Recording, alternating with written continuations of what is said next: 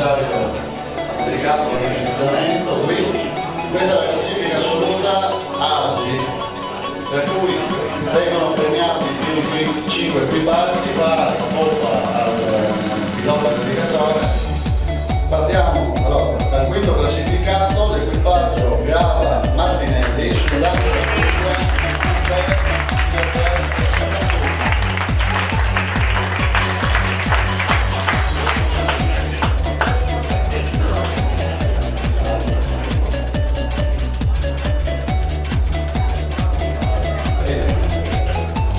Dopodiché, quarti classificati, l'equipaggio Margon Venturini su Volkswagen Golf del 92.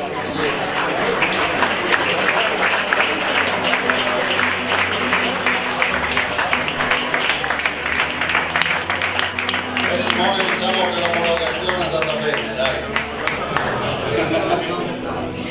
Ha omologato ieri la vettura e oggi ha potuto usufruire di un buon coefficiente. Bravo.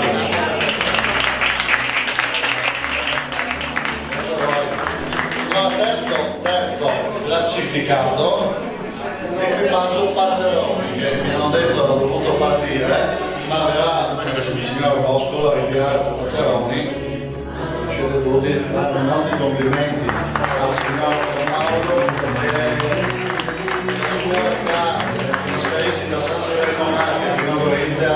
Dobbiamo veramente tirare giù il cappello a questa persona e ringraziarlo di essere qui a Gorizia.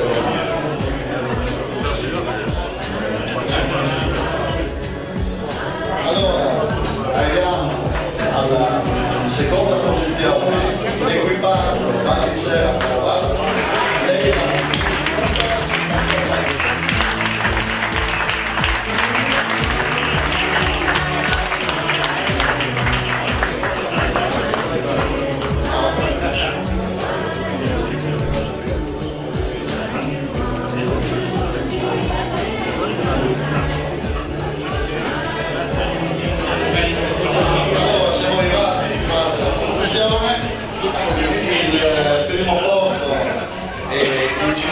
della 12ª edizione dei Cori Gorizziani, l'equipaggio I Mondi Fava